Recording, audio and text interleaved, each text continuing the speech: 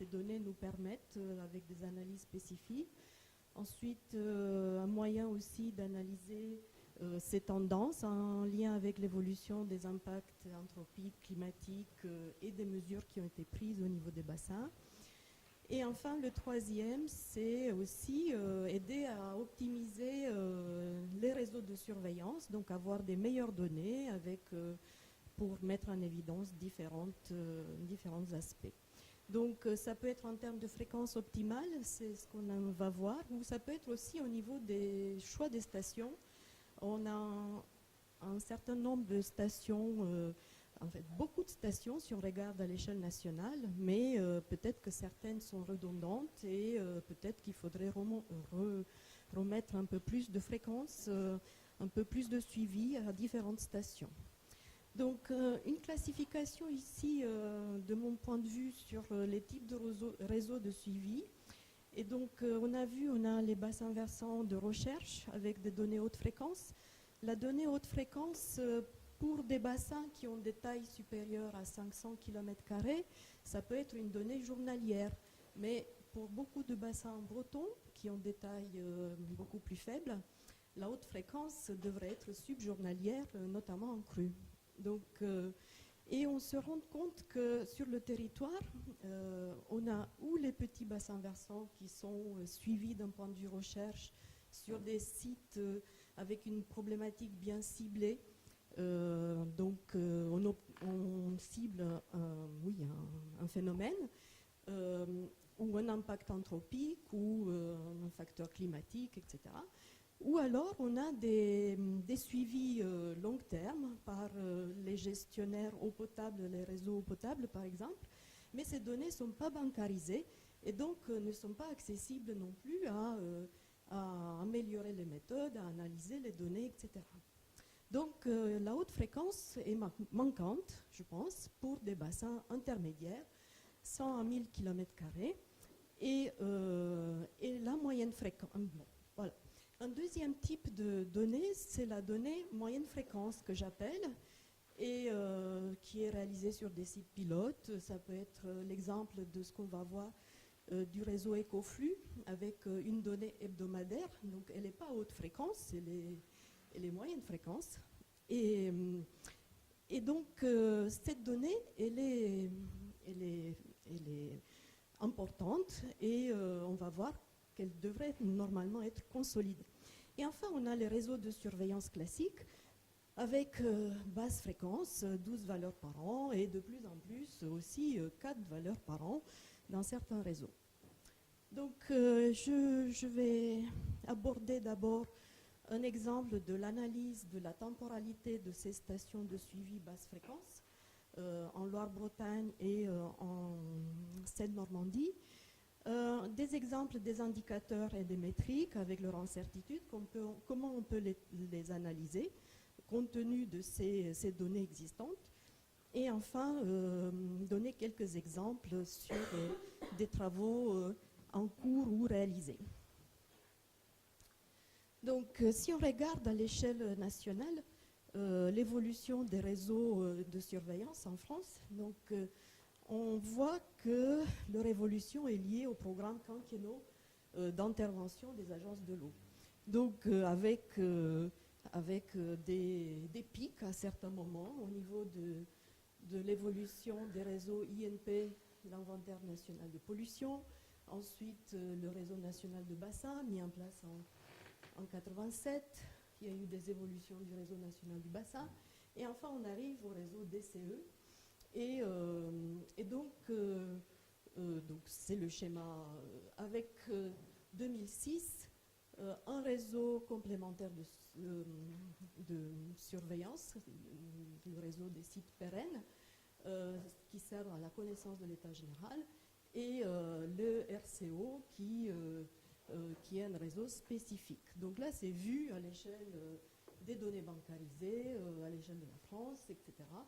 Et après, on se rend compte qu'au niveau des agences, la réalité elle est beaucoup différente parce qu'en traitant les données nitrates, par exemple, on voit quand même que les agences ont des suivis spécifiques et les moyennes ne sont pas En fait, la fréquence des suivis n'est pas homogène suivant les différents territoires.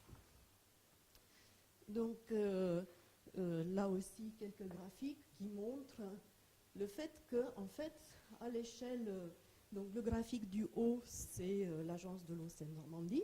Donc, en termes de stations pérennes depuis 1971, nous disposons que de 19 stations. Et en agence de l'eau Loire-Bretagne, seulement de 10. Donc voilà, pour les évolutions long terme, il faut bien avoir en tête cet état, que les données long terme sont très peu nombreuses. Actuellement bancarisées, je dis bien.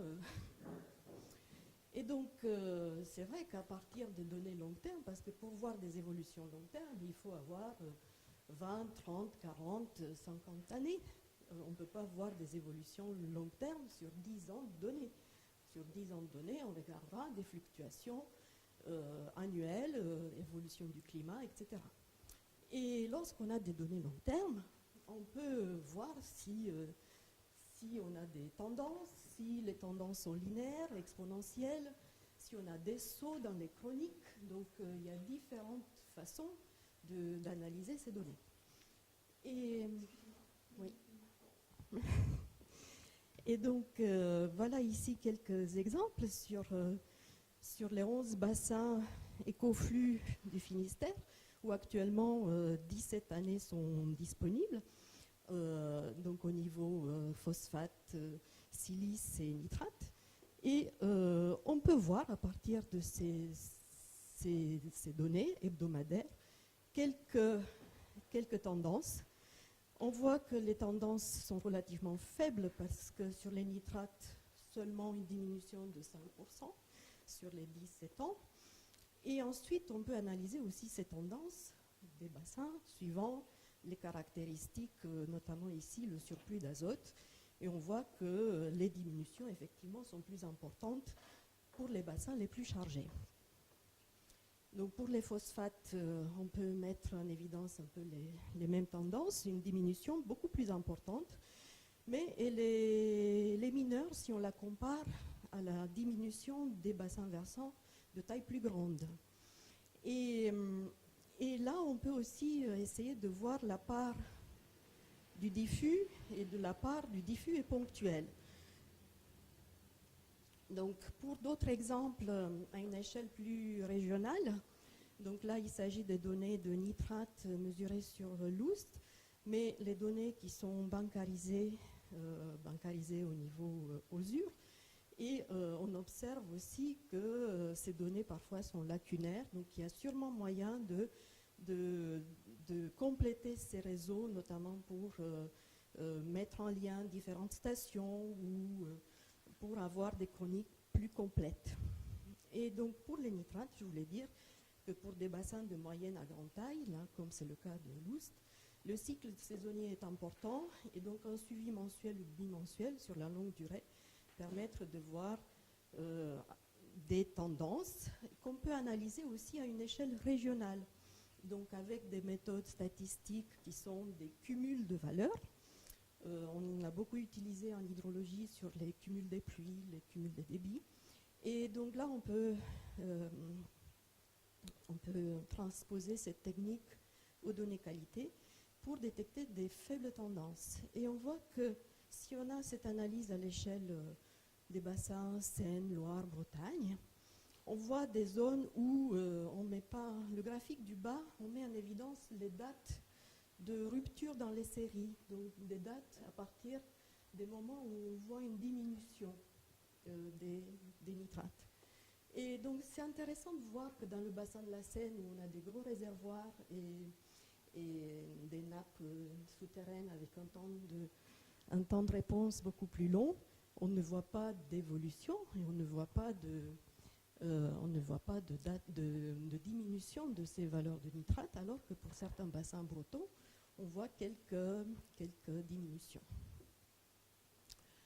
Et donc l'analyse des tendances peut se réaliser aussi par d'autres critères, comme ça peut être des valeurs supérieures, des quantiles supérieurs, mais aussi un autre exemple, ce sont les relations concentration débit pour des périodes distinctes. Et là, il y a un exemple du travail réalisé dans le cadre du projet Transpé par Pierre-Louis Leger.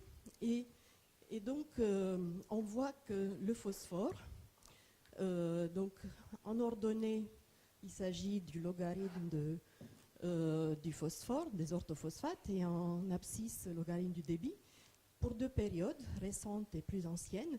Et on voit que la diminution se réalise plutôt en basses eaux, c'est-à-dire en période où les sources ponctuelles sont importantes. Donc, il y a eu des efforts sur ces sources ponctuelles, qu'on a du mal à faire le lien entre les tendances observées et les mesures réalisées sur les bassins. Donc, parce que ces données-là ne sont pas bancarisées sur le long terme.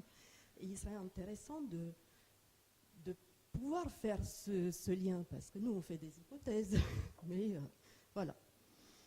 Et enfin, une autre métrique, c'est la métrique flux. Flux, on a bien parlé du flux annuel, période 3-5 ans, mais aussi ce qui est important, c'est le flux saisonnier. Et on se rend compte que maintenant, il faut aller sur des périodes plus courtes, et donc là, on a besoin des données plus fréquentes. Et bon, ce qu'il faut savoir, que lorsqu'on maximise la période de calcul du flux, l'incertitude elle est plus faible, ça c'est clair. Et donc, on a réalisé un travail, donc là, il s'agit d'un ABAC qui a été produit et qui donne l'imprécision pour une méthode de calcul des flux en fonction de cet indicateur M2 qu'Alain il a bien indiqué, c'est le flux transporté en 2% du temps. Et donc, les paramètres peuvent se hiérarchiser dans cet ABAC parce que les flux avec la plus faible incertitude vont être les paramètres les plus tamponnés, et les matières en suspension les plus variables, ils vont avoir aussi une imprécision très importante, par exemple. Et le phosphore, il est quelque part au milieu parce que souvent associé aux matières en suspension. Donc c'est sur cette base-là que le travail de Pierre-Louis Leger, donc encadré par Gérard et par moi-même, et il y a un rapport qui va être diffusé, et on a essayé de faire l'état de l'évolution des flux de phosphore depuis le plus loin possible. Et en fait, il n'y avait que 6 à 9 stations permettant d'évaluer les flux de phosphore depuis 1987. Et ensuite, pour avoir des flux annuels, on était souvent à plus ou moins 20% d'incertitude pour 50% des bassins, et ça pouvait aller jusqu'à 30%. Donc du coup, on s'était dit, on va travailler sur des flux sur 5 ans. Et donc calculer ces flux par des périodes de 5 ans. Et effectivement, on voit une diminution globale sur les différents bassins traités que vous voyez dans le graphique du haut, une centaine environ, et cette diminution elle est de l'ordre de 60% en moyenne. Et sur la période récente, donc les 2 dernières périodes quinquennaux, les diminutions sont plus faibles, mais pour 50% des stations, elles se situent en dehors de la limite d'incertitude.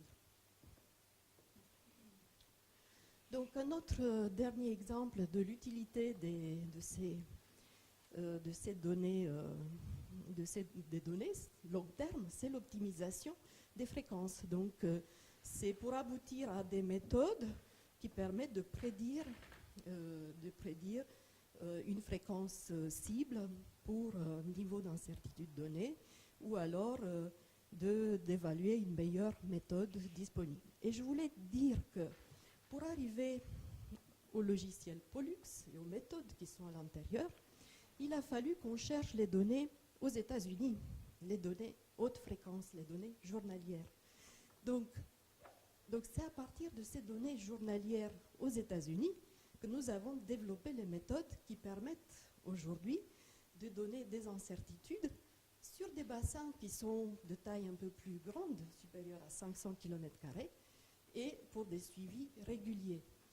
Donc je voulais dire que la donnée haute fréquence, elle est intéressante. Et vous voyez ces bassins aux États-Unis, on a traité 200 stations avec des chroniques quand même de 10 à 40 années, des données journalières et avec des variabilités hydrologiques contrastées, avec pour différents paramètres, matière en suspension, azote, phosphore, nutriments totaux, etc. Et donc c'est comme ça qu'on est arrivé à relier l'incertitude des flux avec différentes fréquences à des indicateurs de variabilité. Donc je ne reviens plus sur Pollux parce qu'il peut y avoir des sessions de formation et les résultats ont été présentés au niveau du protocole régional, mais je vais arriver aux pistes pour l'amélioration des suivis long terme et qui me semble importante d'avoir une continuité des chroniques dans le temps.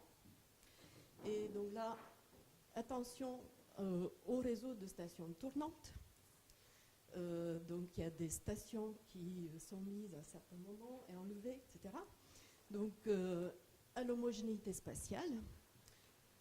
Donc il serait bien d'arriver à coupler les différents types de réseaux, ARS, OSUR, etc.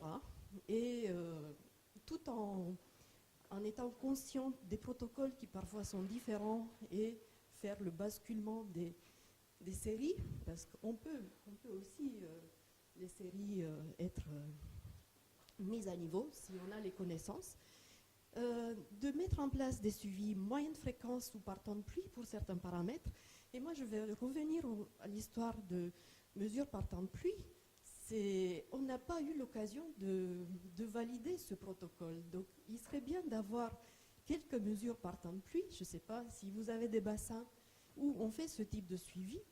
Il serait bien de valider la démarche, donc savoir si elle est intéressante. Moi je pense que oui, je pense qu'il y a plusieurs chercheurs qui disent oui, mais ça n'a pas été tellement testé.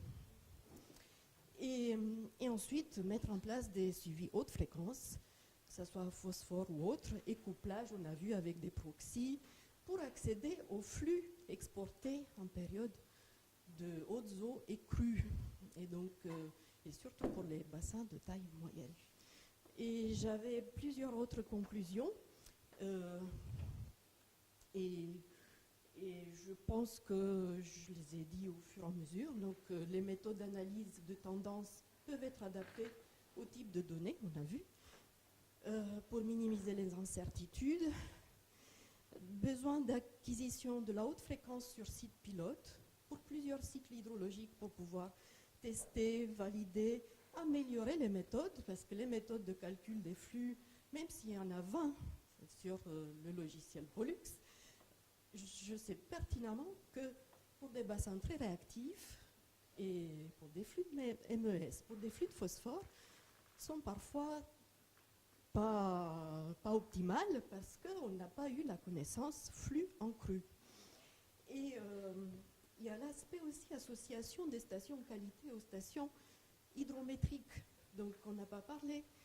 On a des stations de qualité d'un côté et les stations hydrométriques de l'autre.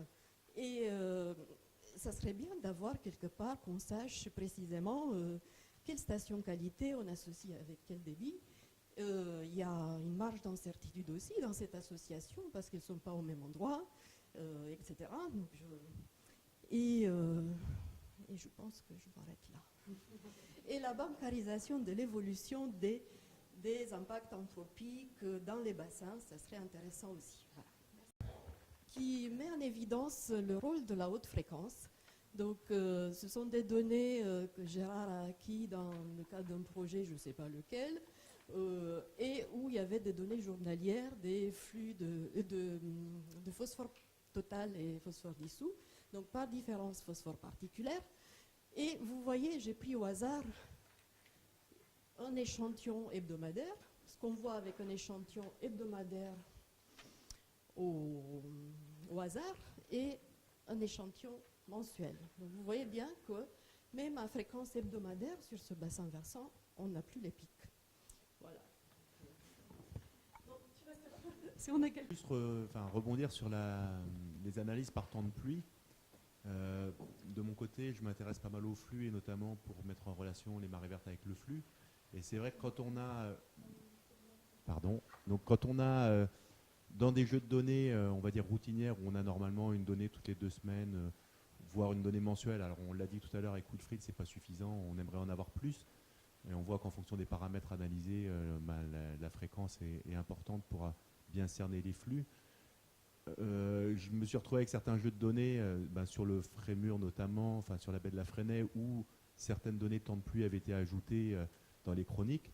Et ça, c'est des fausses bonnes idées si on ne le sait pas, parce que si on fait un calcul en intégrant des épisodes du coup exceptionnels qui sont mis dans des chroniques un peu qui sont censées être routinières, je me retrouvais avec 30% de flux annuel en moins en intégrant ces données exceptionnelles. Donc il faut au moins savoir les marquer. Si on a des données de temps de pluie, il ne faut pas qu'elles se retrouvent dans les bases entre guillemets qui permettent d'estimer des flux habituellement. Si elles ne sont pas marquées comme étant non représentatives, comme étant prélevées pour des fins spécifiques, on se retrouve avec des difficultés peut-être ensuite dans l'exploitation plus routinière de ces données.